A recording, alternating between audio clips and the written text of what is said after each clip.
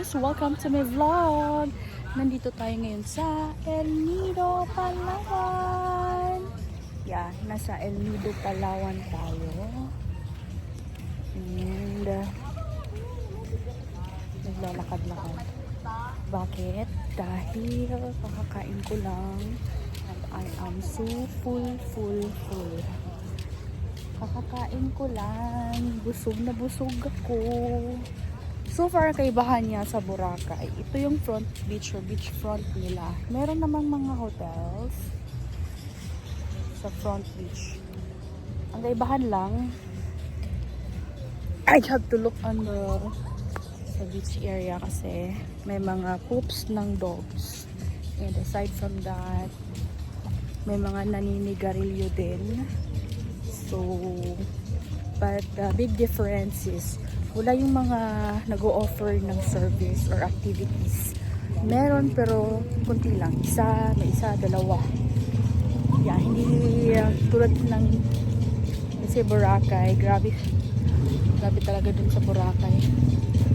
Hindi mo ma-enjoy yung ano mo dahil ang daming nag-o-offer ng activities. Ang ganda dito. May gym sila. Hindi kaya ako mag-gym. Grabe ang busog ko. So, it is parang depende yan siya.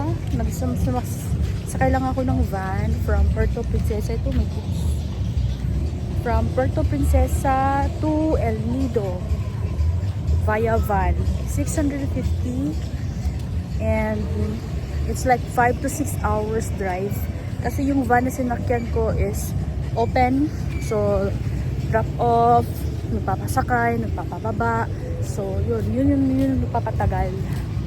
So far, ang saya dito. Ang ganda. Chill lang, chill. Kalmado lang. Tapos yung mga staff. Tapos walang 10% charge doon sa kinainan ko. Na front beach or beachfront na resto. Walang 10% charge. Good. Thank you so much. Mukhang mabait pa so far. Yun yung feedback ko dito sa El Nido.